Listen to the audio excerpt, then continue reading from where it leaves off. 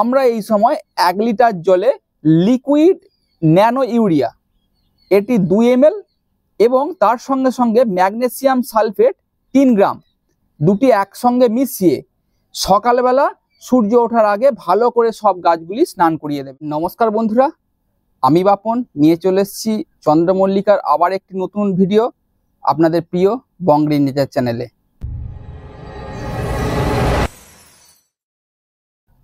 September মাস শুরু হয়ে গেছে, কিন্তু বর্ষার কোনো খামতি নেই। প্রত্যেক দিন কম বেশি বৃষ্টি হয়েই চলেছে, বৃষ্টি থামার কোনো নামগন্ধ কিছু নেই। ফলে মাটির চন্দ্রমল্লিকার সঙ্গে সঙ্গে সিন্ডার মিডিয়ার চন্দ্রমল্লিকাও অনেকের ছাদ বাগানেই বিভিন্ন সমস্যার সম্মুখীন হচ্ছে। এই সময় আমি আপনাদেরকে 5টি এমন পরিচর্যা বলবো, যে পরিচর্যাগুলো করলে এই সেপ্টেম্বর, অক্টোবর, নভেম্বর এই 3 মাস জুড়ে এই পরিচর্যাগুলো করলে আপনার চন্দ্রমল্লিকাতেও কিন্তু কোনো সমস্যা আর দেখা দেবে না এবং গাছের গ্রোথ খুব দ্রুত হারে বাড়বে।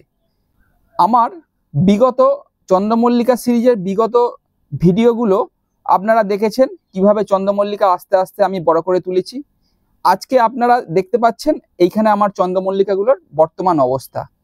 এখন আমি এই সেপ্টেম্বর মাসে এসে এমন 5টি গুরুত্বপূর্ণ টিপস আপনাদের দেব, যেগুলি কিন্তু আপনারা ফলো করলে আপনাদের ছাদ বাগানেও গাছগুলি একদম দ্রুত বাড়বে এবং আপনাদেরও জানুয়ারি মাসে যে চন্দ্রমল্লিকাগুলি শো লেভেলের গাছে পরিণত হবে এবং আপনারাও কম্পিটিশনে কিন্তু লড়ার জন্য প্রস্তুত হয়ে যাবেন। আগের ভিডিওতেই আমি আপনাদের একটি স্পেশাল মিক্সড কেমিক্যাল ফার্টিলাইজারের কথা বলেছি, তার প্রত্যেকটা ইনগ্রেডিয়েন্টের রেশিও আপনাদেরকে পরিষ্কার ভিডিওতে আমি দিয়ে দিয়েছিলাম।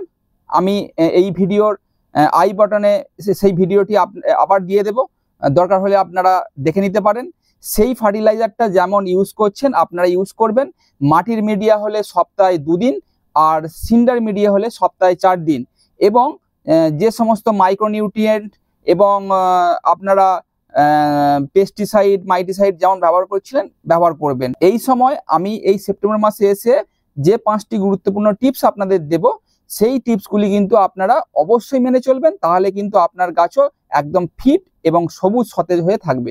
প্রথমেই চলে আসি, এই সময় গাছগুলোকে খুব দ্রুত হারে আর একটু কি প্রয়োগ করলে সেই গাছের গ্রোথ কিন্তু আরও দ্রুত লয়ে হবে। কি প্রয়োগ করব? আমরা এই সময় 1 লিটার জলে লিকুইড ন্যানো ইউরিয়া এটি 2 ml এবং তার সঙ্গে সঙ্গে ম্যাগনেসিয়াম সালফেট 3 গ্রাম দুটি একসঙ্গে মিশিয়ে সকালবেলা সূর্য ওঠার আগে ভালো করে সব গাছগুলি স্নান করিয়ে দেবেন। এই দুটি মিক্সড ফার্টিলাইজার আপনারা সকালবেলা গাছের পাতায় স্প্রে করলে আপনাদের গাছের গ্রোথও কিন্তু খুব দ্রুত হারে হবে এবং এই স্প্রেটা আপনারা প্রত্যেক 15 দিনে একবার করবেন। মাসে আপনারা এই স্প্রেটা 2 বার করলেই আপনাদের কাজ একেবারে শেষ। আপনারা যে মিক্সড ফার্টিলাইজার গাছের গোড়ায় ইউজ করছিলেন সেটা যেমন রুটিন মেনে করছিলেন করবেন, তার সঙ্গে সঙ্গে মাসে 2 বার আপনারা এই লিকুইড ন্যানো ইউরিয়া এবং ম্যাগনেসিয়াম সালফেটের মিশ্রণটি অবশ্যই স্প্রে করবেন। তাহলে কিন্তু আপনার গাছের যে গ্রোথের জন্য মেন যেটা দরকার নাইট্রোজেন, সেই নাইট্রোজেন এবং গাছের যে সবুজ সতেজ ভাব ধরে রাখার জন্য ম্যাগনেসিয়াম এবং সালফার, এগুলি গাছে প্রচুর পরিমাণে যোগান দেবে এবং আপনার গাছও খুব দ্রুত হারে বেড়ে। 2 নম্বর টিপস, এই সময় আপনারা দেখতেই পাচ্ছেন সেপ্টেম্বর মাসের প্রথম থেকেই, মানে এটা সেপ্টেম্বর মাস নয়, আগস্ট মাসের মাঝামাঝির পর থেকেই কিন্তু আমাদের দিনের ভাগ আস্তে আস্তে কমে আসে এবং রাতের পরিমাণ বেড়ে যায়। এই সময় গাছের দরকার হচ্ছে লাইট থেরাপি। লাইট থেরাপিটা কি? লাইট থেরাপিটা হচ্ছে আমরা সন্ধ্যা হওয়ার ঠিক আগের মুহূর্তে আমরা গাছের ওপরে কৃত্রিমভাবে লাইট প্রদান করব। যে লাইটটা প্রদান করলে গাছকে কৃত্রিমভাবে তাকে ফিল করাতে হবে যে এখনো দিনটা আছে, দিনের ভাগটা যে কমে যাচ্ছে সেটা যেন গাছ অনুভব করতে না পারে। সেই জন্য দিনের ভাগটাকে বাড়ানোর জন্য এই সময় কৃত্রিমভাবে আপনাকে লাইট প্রয়োগ করতে হবে। লাইটটা কতক্ষণ প্রয়োগ করবেন? মোটামুটি 2 থেকে 2.5 ঘন্টা লাইট প্রয়োগ করলেই হবে। এই লাইটটা অবশ্যই সন্ধে হওয়ার সময় থেকে আপনারা মোটামুটি 2 থেকে আড়াই ঘন্টা লাইটটা জ্বেলে রাখবেন। এবার লাইট দেওয়ার নিয়ম আছে। লাইটটা মোটামুটি গাছ থেকে 3 ফুট একটা হাইটে লাইটটা দেবেন। আর একটা লাইট মোটামুটি গড়ে 6 থেকে 7টা গাছ কভার করতে পারে। একটা 3-4 ফুট এরিয়া একটা কভার করে নেবে। সেইভাবে আপনারা যতগুলো লাইট দরকার হয় ততগুলো লাইট কিন্তু আপনাদেরকে দিতে হবে। আর এই লাইটের কালারটা যদি আপনারা ওয়ার্ম হোয়াইট যে এলইডি বাল্বগুলো পাওয়া যায়, একটু দেখবেন আগেকার যে ল্যাম্পগুলো জ্বলতো ফিলামেন্টওয়ালা ল্যাম্পগুলো, সেরকম আলোযুক্ত এখন যে এলইডি বাল্বগুলো পাওয়া যায় সেগুলি কিন্তু জ্বালালে আপনাদের যে এই লাইট থেরাপি আপনারা প্রয়োগ করছেন তার রেজাল্ট কিন্তু খুব ভালো পাওয়া যাবে। এই লাইট থেরাপি করলে কি কি ফল পাওয়া যায়? লাইট থেরাপি করলে গাছের দিনের ভাগটা যেহেতু আমরা কৃত্রিমভাবে বাড়ানোর চেষ্টা করছি, তাহলে গাছের সালোক সংশ্লেষ, আমরা জানি গাছ সালোক সংশ্লেষ কখন করে? দিনের বেলা করে, সূর্যের আলোয়। তা সেই আলোর পরিমাণটা আমরা যখন বাড়িয়ে দিচ্ছি, গাছের সালোক সংশ্লেষের রেটটাও বেড়ে যাবে। এর ফলে গাছের যে খাবার তৈরি করার যে প্রক্রিয়াটা সেটাও বৃদ্ধি পাবে, ফলে গাছের গ্রোথটাও কিন্তু বেশি হবে, 1 নম্বর। আর 2 নম্বর হচ্ছে, অনেক সময় আমরা দেখি যখন আস্তে আস্তে দিনের ভাগ কমে আসে, রাতের ভাগ বৃদ্ধি পায়, তখন কিন্তু গাছে কুঁড়ি আসার একটা টেন্ডেন্সি এসে যায়। তা সেই কুঁড়িটা যাতে না আসে সেই জন্য আমরা এই লাইট থেরাপিটা ব্যবহার করব। 3 নম্বর হচ্ছে ফাঙ্গিসাইড। কেন আমি এই গুরুত্বপূর্ণ টিপসের মধ্যে ফাঙ্গিসাইডটাকে রাখলাম? কারণ জানেন এখন আবহাওয়ার খামখেয়ালির জন্য এই বর্ষাকাল কখন আসছে আর কখন যাচ্ছে এর কোনো কিন্তু ঠিক ঠিকানা নেই। এখন বর্ষাকাল আর সেই মানে আগস্ট মাস পর্যন্ত বর্ষাকাল এখন নেই, এখন সেপ্টেম্বর মাসের প্রায় শেষ পর্যন্ত বর্ষাকাল থাকে। বৃষ্টি হয়েই যায়, হয়েই চলেছে, দেখতেই পাচ্ছেন আপনারা এখন প্রায় প্রতিদিনই কম বেশি বৃষ্টি হচ্ছে। তাই আপনার চন্দ্রমল্লিকাকে এই অতিরিক্ত বৃষ্টির হাত থেকে রক্ষা করার জন্য একটি ভালো মানের ফাঙ্গিসাইড কিন্তু এই সময় অবশ্যই প্রয়োগ করতে হবে। আমি এখানে 2টি ফাঙ্গিসাইড রেকমেন্ড করব। একটা হচ্ছে অ্যামিস্টার টপ। এটি আপনারা 1 লিটার জলে 1 ml, এবং এই সিস্টেমিক ফাঙ্গিসাইডটার সঙ্গে সঙ্গে আরেকটি আমি ফাঙ্গিসাইড রেকমেন্ড করব, যেটি হলো সিস্টেমিক এবং কন্ট্যাক্ট বোথ ফাঙ্গিসাইড একটা ফাঙ্গিসাইডের মধ্যেই আছে, সেটা হলো রিডোমিল গোল্ড, যার মধ্যে কি আছে মেটালক্সিল এবং ম্যানকোজেব, 2টি ফাঙ্গিসাইডই এর মধ্যে বর্তমান আছে। এই ফাঙ্গিসাইডটি 1 লিটার জলে 2 থেকে আড়াই গ্রাম মিশিয়ে ভালো করে স্প্রে করতে পারেন প্রত্যেক 15 দিনে একবার। তা এই 2টি ফাঙ্গিসাইড যদি আপনারা ঘুরিয়ে ফিরিয়ে ব্যবহার করেন, তাহলে আপনার গাছে কিন্তু ফাঙ্গাস লাগার সম্ভাবনা অনেকটাই কমে যাবে। এই 2টি ফাঙ্গিসাইড আমি গত বছরে ব্যবহার করে কিন্তু খুব ভালো ফলাফল পেয়েছি। তবে এখানে বলে রাখি, এই 2টি ফাঙ্গিসাইড একটু কস্টলি হওয়ায় আপনারা যে কোনো একটু ভালো মানের ফাঙ্গিসাইড ব্যবহার করলেই হবে। কিন্তু মনে রাখবেন, ফাঙ্গিসাইড কিন্তু আপনাদেরকে ব্যবহার করতেই হবে এই সময়। দরকার হলে 15 দিনের জায়গায় আপনারা 10 দিনে একবার দিন, কারণ এই সময় বৃষ্টিটা এত বেশি পরিমাণে হচ্ছে যে ফাঙ্গিসাইড কিন্তু আপনাকে অবশ্যই ব্যবহার করতে হবে। আর যখনই ব্যবহার করবেন অবশ্যই স্টিকারের সঙ্গে ব্যবহার করবেন, নাহলে কিন্তু দেখতে পাচ্ছেন 3 ঘন্টা 4 ঘন্টা 5 ঘন্টা পরেই হঠাৎ করে যখন বৃষ্টি চলে আসবে, তখন কিন্তু সেই ফাঙ্গিসাইড জলে ধুয়ে চলে যাবে, আপনার কোনো কাজই হবে না। তাই অবশ্যই স্টিকারটি ব্যবহার করবেন। 4 নম্বর হলো, এই সময় আপনাদের যে টবগুলি যেখানে রাখা আছে সেই টবগুলি দেখবেন সূর্যের আলোটা যেদিক থেকে পড়ছে সেদিকে অল্প করে গাছগুলো একটু বেশি করে বাড়ছে, আর উল্টো দিকটা কিন্তু একটু কম বাড়ছে, ফলে গাছের শেপটা কিন্তু কম বেশি হয়ে যাবে। তাই গাছের শেপটা একেবারে সমান রাখার জন্য প্রত্যেক 10 দিন অন্তর আপনারা কিন্তু গাছটিকে 180 ডিগ্রি মানে হাফ রাউন্ড পুরোটা এরমভাবে ঘুরিয়ে দিতে হবে। ঘুরিয়ে দিলে কিন্তু প্রথম 10 দিন যখন এই দিকটা আলো পেলো, পরের 10 দিন কিন্তু সূর্যালোকটা ডাইরেক্ট অপোজিট সাইডে পড়বে, তাহলে কিন্তু গাছের গ্রোথটাও কিন্তু ঠিকঠাক থাকবে। নাহলে কিন্তু দেখবেন একদিকটা বেড়ে গেছে আর একদিকটা কমে গেছে।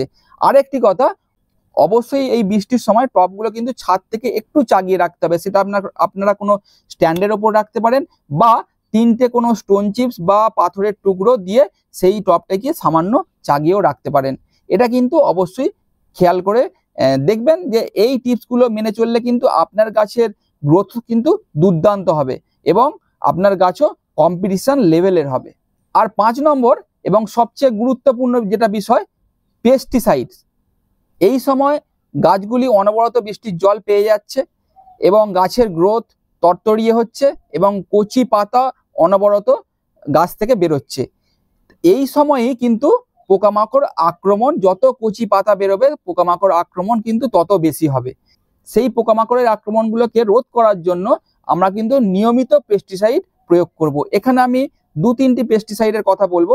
প্রথমেই বলি, 2টি পেস্টিসাইড কিন্তু আপনারা আমার যে আগের ভিডিওতে দেখেছেন সেইগুলি কিন্তু ফলো করে প্রত্যেক 15 দিনে এই 2টি পেস্টিসাইড কিন্তু রোটেশন ওয়াইজ দেবেন। যেমন এই সপ্তাহে ধরুন দিলেন কনফিডার, মানে ইমিডাক্লোরোপিড গোত্রের যে কোনো একটি ওষুধ, কনফিডার, ম্যাজিক, রাজমিডা, যে কোনো একটি ইমিডাক্লোরোপিড গোত্রের ওষুধ আপনারা স্প্রে করলেন। এর পরের সপ্তাহে কিন্তু ওই ইমিডাক্লোরোপিডটাকে স্টপ করে দিয়ে যে কোনো একটি মাইটিসাইড দেবো।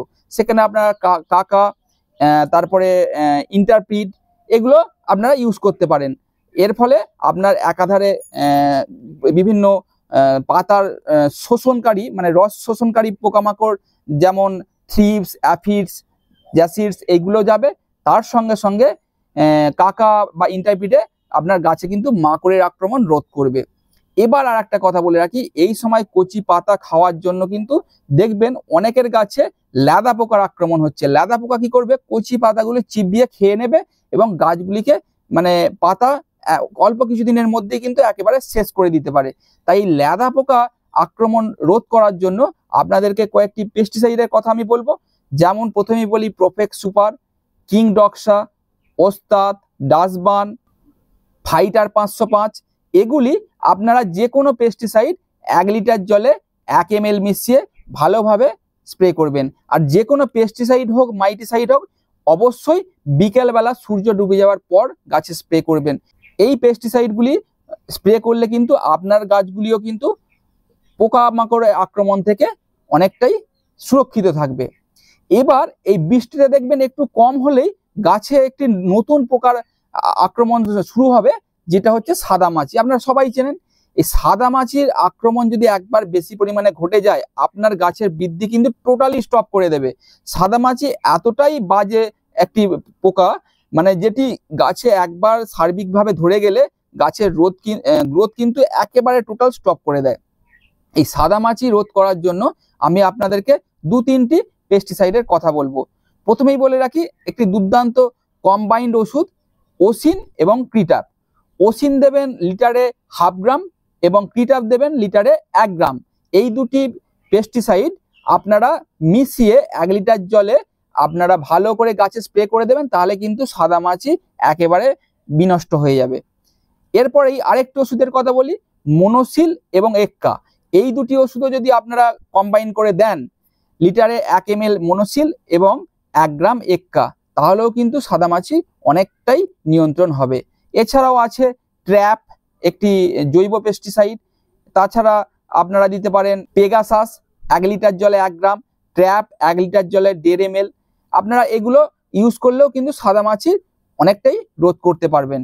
আর সাদামাছি রোধ করার সবচেয়ে একটা ভালো প্রসেস আপনাদেরকে বলে দিই।